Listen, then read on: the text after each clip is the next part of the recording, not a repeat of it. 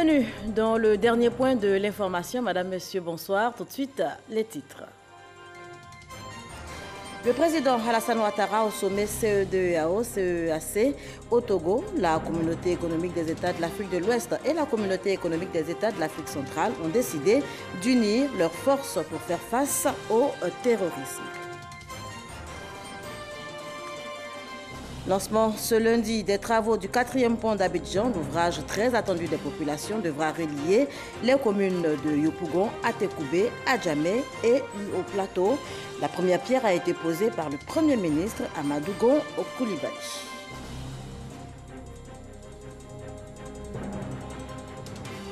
La première dame de Côte d'Ivoire a pris part samedi à la première édition du Evora Africa Festival, festival dédié au continent africain. Ouvert depuis le mois de mai, ce festival a pour vocation de mettre en valeur le riche patrimoine culturel africain.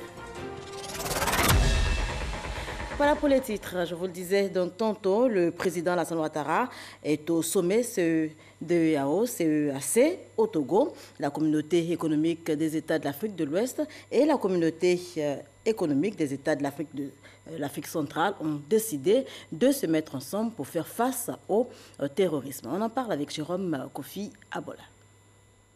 Ils sont 26, les pays qui composent la CEDEAO et la CEAC. Donc, un atout considérable pour eux quand il s'agit de mutualiser les efforts face aux différents problèmes auxquels ils sont confrontés. L'objectif primordial, voire impérieux, que ces deux communautés visent en unissant leurs forces est de garantir la paix ainsi que la sécurité pour un développement harmonieux des populations. Aujourd'hui, nous écrivons une nouvelle page de notre coopération qui, j'en suis certain, marquera l'histoire de nos deux communautés. En effet, nos deux communautés économiques régionales ont décidé de travailler conjointement pour évaluer les menaces sécuritaires auxquelles elles font face et d'y répondre collectivement par la définition et la mise en œuvre d'une approche commune et holistique des questions de paix, de sécurité et de stabilité. Ceci est inédit dans l'histoire de l'intégration africaine, mais en droite ligne des orientations actuelles au niveau de l'Union africaine visant entre autres à renforcer le rôle des communautés économiques régionales et la coopération interrégionale dans l'approfondissement de l'intégration africaine. Voilà donc qui explique la décision de ce sommet conjoint, le premier du genre, de plancher sur la paix, la sécurité, la stabilité et la lutte contre le terrorisme et l'extrémisme violent.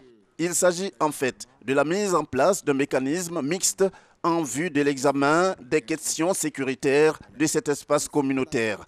Présents à ces travaux, des chefs d'État et de gouvernement, environ une vingtaine, et au nombre desquels le président de la République de Côte d'Ivoire, Alassane Ouattara. Ils sont venus à ce rendez-vous avec pour rôle d'examiner et d'adopter ce qu'il convient d'appeler la déclaration des chefs d'État et de gouvernement de la CEDEAO et de la CEAC de Lomé sur la sécurité et la lutte contre le terrorisme. Le prochain sommet conjoint CEDEAO-CEAC va se dérouler en 2020 à N'Djamena, au Tchad. Le communiqué final ayant indiqué que les deux communautés se retrouvent tous les 2 ans. Lancement ce lundi, ici à Abidjan, des travaux du 4e pont. L'ouvrage est très attendu des populations. Il devra relier les communes de Yopougon, Atekoubé, Adjamé et Plateau. Il sera livré dans 26 mois environ. Coût global de ce projet, 148 milliards de francs CFA. La première pierre a été posée cet après-midi par le Premier ministre Amadou Gon Coulibaly. Plateau Yopougon, l'enfer aux heures de pointe. Plus de 130 000 véhicules empruntent la voie chaque jour, entraînant un engorgement important à différents endroits. À la solde, des accidents, mais aussi des pertes inestimables pour les affaires. Le temps que nous mettons aujourd'hui pour passer de Yopougon à Adjamé est d'environ 1 heure de temps. Et avec ce pont, nous allons relier le reste d'Abidjan en moins de 10 minutes. Vous verrez donc que le temps de rotation des véhicules va se multiplier. le temps de rentabilisation de nos investissements vont se rentabiliser et la question de la maîtrise des accidents de la route vont être réglée. Ce lundi, l'espoir pointe à l'horizon avec la pose de la pierre lançant les travaux officiels du 4e pont. Il relie les communes du plateau d'Adjamé, d'Atekoubé et de Yopougon. Partenaire du projet, la Chine, le pays s'engage à accompagner le secteur ivoirien du transport. Autre allié, la BAD, qui finance à hauteur de 74% le projet, avec un impact certain reconnu sur le coût du transport, la sécurité urbaine et la création d'emplois directs et indirects pour les jeunes. La réalisation du 4e pont s'inscrit dans un projet global, le projet de transport urbain d'Abidjan, qui vise à transformer la vie de près de 4,7 millions d'habitants du Grand Abidjan. Le pont et les différentes voies d'accès qui lui sont associées vont grandement faciliter les déplacements quotidiens de centaines de milliers d'Abidjanais et participeront de ce fait à désengorger les voies existantes. On estime que ce pont sera emprunté quotidiennement par près de 70 000 véhicules. 3 mois après le lancement des travaux de réhabilitation du pont Félix Houphouët-Boigny, les travaux du 4e pont devraient tenir sur une période de 26 mois. Le projet du 4e pont d'Abidjan est un projet composé de 3 sections. La section du côté de Yopougon est constituée d'une chaussée de 2 fois 3 voies sur une longueur d'environ 4 km. Ces voies sont séparées par un terre-plein central de 20 mètres qui est destiné donc au passage du train urbain d'Abidjan. La section du côté d'Atekoubé comprend le pont lui-même d'une longueur de 1 km 400. La section Adjamé est constituée par une chaussée de 2 fois 2 voies entre la fin donc du pont principal et le carrefour de l'Indénié sur une longueur de 875 mètres. Plus de 607 milliards de francs CFA sont injectés pour l'entretien du réseau routier et sa réhabilitation. Objectif, consolider le tissu économique et industriel. Les investissements dans les infrastructures permettront de baisser les coûts pour les entreprises, amélioreront leur efficacité et leur permettront de créer des emplois. Oui, des emplois pour nos jeunes. Ne vous laissez donc pas abuser par ceux qui vous disent que l'on ne mange pas goudron ou on ne mange pas béton, car le béton et le goudron permettent de créer les richesses pour tous les Ivoiriens. Et des projets sont encore annoncés dans plusieurs autres secteurs. Ce vent de modernisation, vous devez le savoir, soufflera bientôt du côté de l'emblématique carrefour Akwaba à Port-Boué, avec la construction d'un échangeur surplombant un giratoire au sol avec 2 fois 3 voies. De même, 3 autres échangeurs sont prévus sur les principaux carrefours du boulevard François Mitterrand, au niveau des carrefours de l'école de police, de la Riviera 3 et de la Palmeraie. Par ailleurs, il est prévu la construction des ponts à haubans entre les importantes communes du plateau et de Cocody, dont les travaux seront lancés également cette année. Le Premier ministre a pour finir exhorté les maîtres d'ouvrage à la rigueur et à la qualité de ce pont. Reportage signé Alexis Ouedraogo. La première dame de Côte d'Ivoire a pris part samedi à la première édition de Evora Africa Festival, festival dédié au continent africain. La Côte d'Ivoire était à l'honneur au palais de Cadaval, c'est au Portugal. Ouvert depuis le mois de mai, ce festival a pour vocation, vous en doutez certainement, de mettre en valeur le riche patrimoine culturel africain. Abiba Dombele-Saoui. Pour la première édition de ce festival consacré au continent africain, c'est la Côte d'Ivoire qui a été mise à l'honneur par les organisateurs qui lui ont consacré une journée spéciale. Passionnée d'art et de culture, la première dame de Côte d'Ivoire, Dominique Ouattara, accompagnée du ministre de la Culture et de la Francophonie, Maurice Kwaku Bandama, a rehaussé de sa présence cette journée aux couleurs ivoiriennes. Les stylistes Karamoko Ibrahim et Loza Lucienne, chacun avec sa touche singulière, ont rappelé le riche patrimoine et les trésors de la Côte d'Ivoire et démontré l'originalité des talents ivoiriens. Festival meublé de séances de dégustation de spécialités culinaires, de chocolat et de café ivoirien. Mais sans nul doute, la plus grande attraction aura été la prestation du groupe Le Zaouli de Manfla, classé patrimoine mondial de l'UNESCO, et du groupe Les Femmes Battantes. Lors de ce festival, le traditionnel et le tradi moderne se sont côtoyés au rythme de sonorités et des pas de danse Made in Côte d'Ivoire.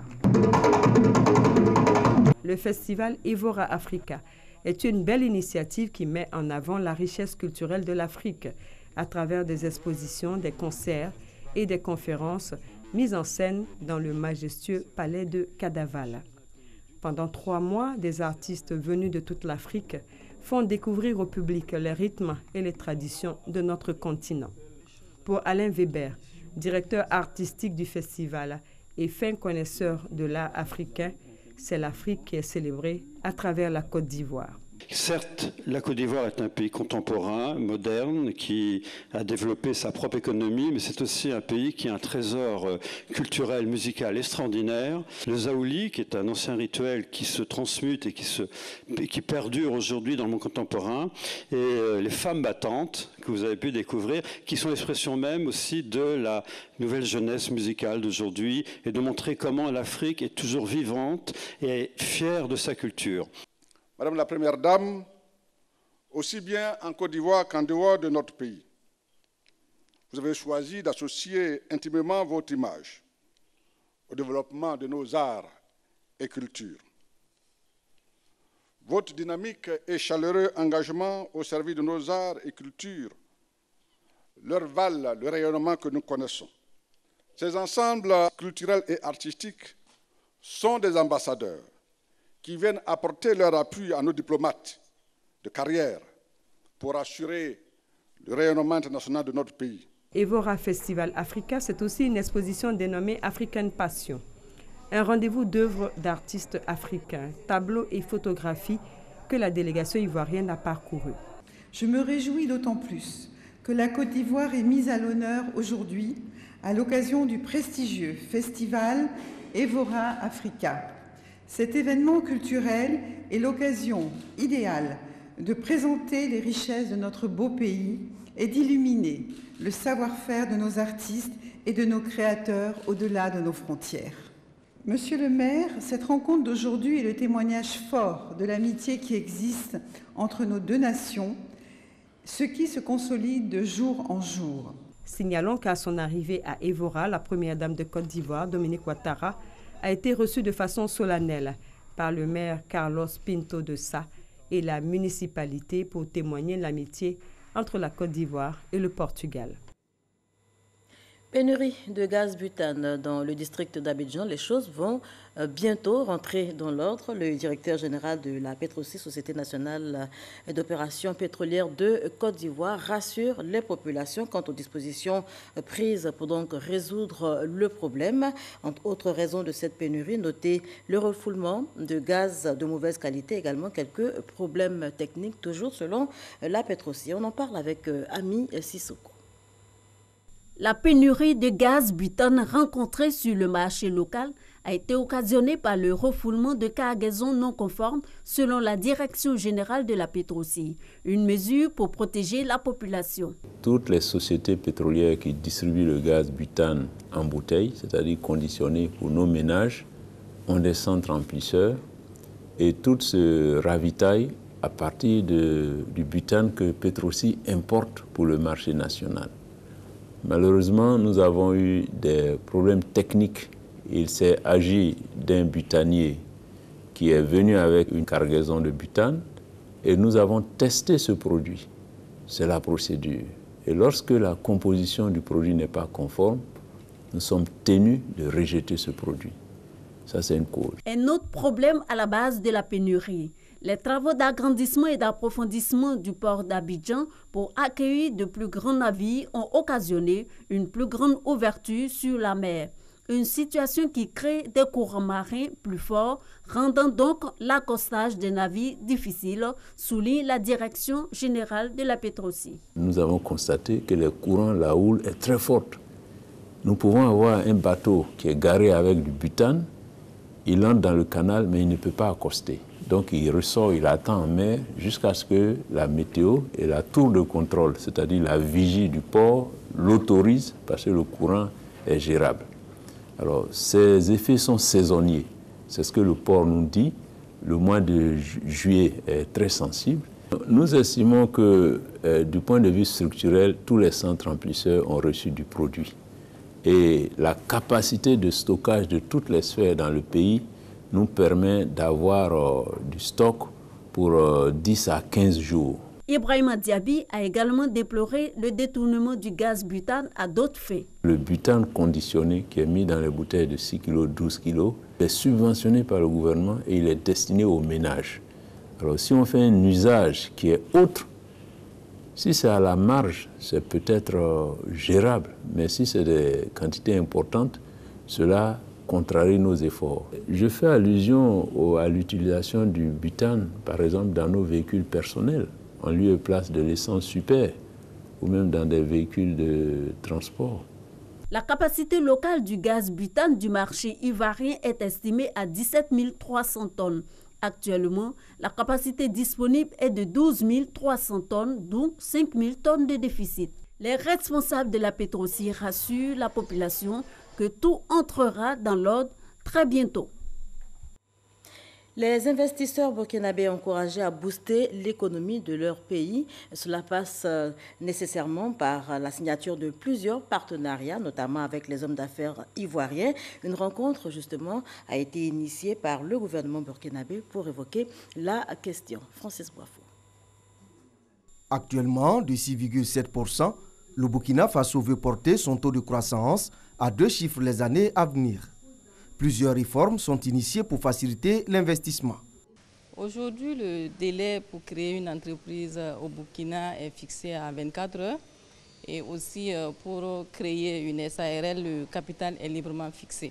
Les mêmes avantages s'offrent aussi bien aux investisseurs nationaux que des investisseurs étrangers. Si aujourd'hui je suis une entreprise qui est agréée à un régime donné du coût des investissements, au-delà des importations des équipements hors taxe à l'investissement, je peux bénéficier en tout cas des exonérations sur le bénéfice, des exonérations qui vont s'étaler jusqu'à 7 ans avant de pouvoir en tout cas commencer à payer la fiscalité. Quatrième investisseur direct étranger en Côte d'Ivoire, après la France, le Maroc et le Liban, le Burkina Faso encourage aussi les opérateurs économiques burkinabés résidant en Côte d'Ivoire à participer à la construction de leur pays. Il y a des réformes qui sont faites, il y a des améliorations qui sont faites et il est bon que continuellement nous puissions à chaque fois que nous avons l'occasion faire des mises à jour. Donc c'est une mise à jour pour leur permettre donc de continuer à investir à la fois en Côte d'Ivoire mais aussi de continuer à investir au Burkina Faso, certainement donc avec des entreprises ivoiriennes puisque nous encourageons les joint ventures. Cette rencontre organisée par le gouvernement burkinabé à Abidjan a permis aux investisseurs burkinabés de se faire une idée du climat des affaires. On a une unité de fabrication de chocolat qu'on voulait implanter, chocolat au lait à Bobo-Dioulasso. Nous sommes prêts, nous avons déjà d'ailleurs même fait un pas, le reste va se poursuivre. Je me ferai accompagner par des partenaires ivoiriens et des partenaires hautes nationalités ivoiriennes également. La promotion des investissements en Côte d'Ivoire et au Burkina Faso pourrait augmenter le volume des échanges commerciaux entre les deux pays. Il était de 320 milliards de francs CFA en 2017. Comment intégrer le numérique au quotidien du plus grand nombre d'Ivoiriens? Question au cœur d'une activité initiée par l'ANSUT, l'Agence nationale du service universel de télécommunications, une tribune d'échange qui a réuni experts, professionnels et autres entreprises. Et c'est avec Lancinet Ouattara qu'on en parle. La création... Raïssa Banoro, programmeur informatique, Habib Bamba, spécialiste en transformation digitale et des médias, Karim Si, fondateur de Jog Collabs et membre du Conseil présidentiel français pour l'Afrique, et Eloge Soro Kipeya, directeur général de l'ANSUT. Il n'y a pas mieux pour parler de l'impact de l'innovation numérique sur les défis des économies africaines. Les maîtres mots restent co-construction, accélération, accompagnement et réinvention du développement pour le continent africain au cours de la deuxième édition de l'Afterwork numérique. Aujourd'hui, notre monde est en train de se transformer du fait de technologies de l'information et de la communication. Et c'est une opportunité pour nos pays qui ont peut-être, comme on l'a dit souvent, raté les précédentes révolutions industrielles, de pouvoir saisir l'opportunité de cette quatrième révolution pour rattraper le retard qui est le nôtre. Pendant cette rencontre, la question de l'appropriation des innovations locales a été abordée. Une doléance des jeunes entrepreneurs ivoiriens dans le numérique, un véritable accompagnement pour donner des possibilités de se développer. Les technologies ont transformé le monde en un village auquel on fait partie, auquel on doit participer, auquel on doit contribuer. L'objectif, je pense, qu'a montré l'ANSUD, c'est qu'aujourd'hui, il ne s'agit pas de subir les technologies, mais c'est justement d'être à l'avant-garde, de préparer la Côte d'Ivoire pour le monde de demain et d'être un acteur du monde de demain. Ce panel, une occasion pour l'ANSUD de présenter les opportunités, les ressources financières et techniques qui lui permettent de conduire les projets de l'État ivoirien. À ce jour, le portefeuille projet de l'agence représente à peu près 450 milliards de francs CFA. Et le reportage de Lansina Ouattara est commenté par Walter Amadou Ouattara. Direction Bouko, à présent, c'est dans la région du Bunkani. Les populations de cette sous-préfecture viennent de bénéficier d'infrastructures scolaires, 3 salles de classe et également des logements pour enseignants, un don de la ministre du Plan et du Développement. Et c'est avec Herman Liamien qu'on en parle.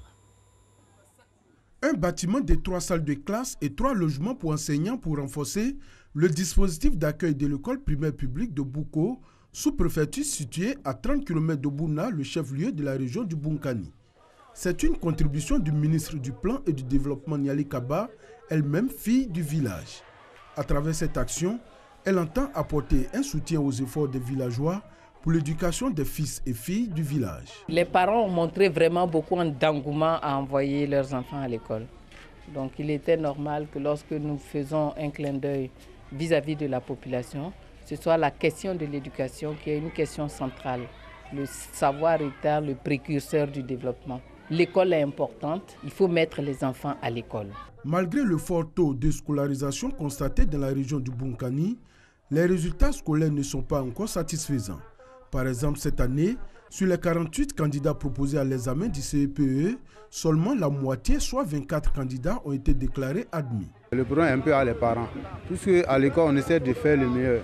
Maintenant, à la maison, les parents, chaque fois, on leur dit, doivent eux-mêmes maintenant de pouvoir mettre la pression sur les enfants pour qu'ils puissent sortir, étudier les nuits, faire beaucoup de mais bon, on voit que ce n'est pas le cas, les enfants sont délaissés. La ministre du Plan et du Développement demande donc aux populations de s'impliquer véritablement dans l'éducation de leurs enfants afin d'inscrire le Bunkani dans les régions où le taux de réussite aux examens scolaires est largement satisfaisant en Côte d'Ivoire. Après la remise des infrastructures scolaires, Niali Kaba a visité l'hôpital général de Bouna où des travaux de réhabilitation sont présentement en cours pour l'amélioration de la prise en charge des malades. La ministre du Plan est également allée s'imprégner du niveau d'avancement des travaux de construction du château d'eau qui devra mettre fin à la pénurie d'eau dans la région. Des avancées enregistrées dans l'enseignement confessionnel islamique en Côte d'Ivoire, notamment l'uniformisation des programmes scolaires et la reconnaissance par le ministère de l'Éducation nationale. Information donnée lors de la célébration des 50 ans de l'école confessionnelle islamique El Fala de Bondoukou. On y va tout de suite avec Patricia Oumou-Etia. Cela fait 50 années que l'école confessionnelle islamique El Fala de Bondoukou forme les enfants depuis la maternelle jusqu'au secondaire. Pour cette année scolaire 2017-2018, l'établissement a enregistré 904 élèves. Ces élèves et leurs encadreurs ont voulu marquer le cinquantenaire de leur école, mais aussi les avancées de l'enseignement confessionnel islamique en Côte d'Ivoire. L'unification du programme enseigné dans toutes les écoles islamiques. Et ça a été fait. L'unification des examens de fin d'année, ça a été fait. Cette année, nous avons présenté 7728 candidats aux examens de fin d'année. Et notre grande bataille même, c'était la reconnaissance de ces écoles islamiques par le ministère de l'Éducation. Et en 2011, nos écoles islamiques ont commencé à être reconnues par le ministère de l'Éducation. Nous disons merci à Allah, mais merci à Monsieur le Président de la République, en passant par notre sœur Kandia Kamara. Ces festivités de l'école confessionnelle islamique El Falah ont été parrainées par Diaby Lanciné, directeur général du Fonds d'entretien routier, représenté à la cérémonie. Les différentes contributions ont permis à El Falah de mener des actions humanitaires au profit des nouvelles mamans du CHR de Bandoukou ainsi que des détenus de la prison civile du Gontougo. Environ 40 relais communautaires formés à la prévention des conflits de communauté. Une formation axée sur les techniques de causerie éducative, la promotion du genre, la cohésion sociale. Et c'est à l'initiative de l'Observatoire de la solidarité et de la cohésion sociale. On retrouve Walter Amadou Ouattara. Le projet d'appui à la pérennisation des outils de prévention et de gestion des conflits en Côte d'Ivoire est un projet soutenu par l'UNFPA. C'est une activité du ministère de la Solidarité, de la Cohésion sociale et de la lutte contre la pauvreté exécutée par l'OSCS, l'Observatoire de la Solidarité et de la Cohésion sociale, qui est un organe de veille, d'alerte et d'aide à la décision. L'Observatoire a mis en place depuis 2016 un mécanisme d'alerte précoce qui est animé essentiellement par des moniteurs bénévoles qui sont dans les différentes communautés. Et donc ces personnes ont bien voulu faire cette activité de façon bénévole. Il appartient à l'Observatoire de renforcer leurs capacités pour qu'ils puissent mieux faire ce qu'ils ont à faire. L'un des mécanismes de l'OSCS repose sur les relais communautaires et les travailleurs sociaux. Pour un meilleur rendement, 3 jours durant, une quarantaine de ces acteurs verront leurs capacités renforcées. Les bénéficiaires de ces sessions de formation se sont engagés à rapporter tous les faits et situations qui pourraient troubler la cohésion sociale. On a besoin de l'aide de la population parce que malgré les réponses que les autorités peuvent apporter, mais par moment, la population intervient pour que les nombreux problèmes puissent être gérés à l'amiable. Il faudrait que les autorités qui sont en face de nous comprennent le message de ceux qui sont faibles. 5 commissions régionales déjà installées dans le Guemon, le Tongpi, la Niébitiassa, dans les districts d'Abidjan et de Yamoussoukro reçoivent quotidiennement des rapports d'alerte précoce. Cette année, 30 rapports hebdomadaires ont été produits par l'OSCS sur la base des informations reçues. On y trouve, entre autres, des informations sur les incendies, les enfants en conflit avec la loi, la sécurité des biens et des personnes. On parle à présent de lutte contre le changement climatique, un mécanisme financier pour la réduction des émissions de gaz à effet de serre dans les pays en développement a été mis en place, cela depuis 2010, 8 ans après où en est le Fonds vert pour le climat. Grace Kondo s'est intéressée au sujet. Le Fonds vert pour le climat est un mécanisme financier des Nations Unies. Ce fonds existe depuis 2010 et consiste à mobiliser chaque année auprès des pays développés 500 milliards de francs CFA au profit des pays en développement. Les pays développés sont appelés à mobiliser d'importantes ressources financières en faveur de l'action climatique dans les pays afin de mettre en œuvre des projets structurants visant à lutter contre les changements climatiques et améliorer les conditions de vie de nos populations. La Côte d'Ivoire a déjà soumis plusieurs projets au Fonds vert pour le climat. On note entre autres l'agriculture zéro déforestation et l'adduction en eau potable à partir d'énergie solaire qui vise 150 localités. Pour la mise en œuvre de tous ces projets, le Centre de suivi écologique du Sénégal s'engage aux côtés de la Côte d'Ivoire. Les pays d'Afrique subsaharienne ont contribué pour moins de 4% aux émissions globales de gaz à effet de serre. Mais ce sont les pays les plus affectés par les aléas climatiques. Donc mobiliser des ressources est une grande priorité pour ces pays parce que pour faire face à ces aléas, les moyens propres des pays ne suffisent pas. Ils ont besoin de moyens additionnels. Et le Fonds vert, quand il donne un financement, il tient à ce que ces ressources soient administrées par une institution dont il a vérifié les procédures. L'autorité nationale désignée de Côte d'Ivoire a bien voulu promouvoir la coopération sud-sud en nous faisant confiance. Les pays en développement, comme la Côte d'Ivoire, bénéficient déjà chaque année d'1 million de dollars, soit 500 millions de francs CFA. On poursuit en images au Zimbabwe. Les bureaux de vote ont fermé. Des millions d'électeurs étaient aux urnes ce lundi pour élire leur président, leurs députés et leurs maires. Pour la première fois depuis 1980, le scrutin se tient sans Robert Mugabe. 23 candidats, dont le président intérimaire sortant Emmerson Mnangagwa et l'opposant Nelson Chamisa, le leader de l'opposition, sont en lice. Et puis cette page noire pour terminer, le monde de la communication est en deuil. Laurent Adon Banga a tiré sa révérence hier dimanche 29 juillet, ex-grand reporter à la RTI, précisément à RTI 1. Laurent Banga a passé 25 ans de sa vie à la télévision ivoirienne. Il fut présentateur du journal, puis présentateur de quelques émissions telles que Ma part de vérité et Droit dans les yeux. C'est ici qu'on s'arrête pour cette édition. Portez-vous bien.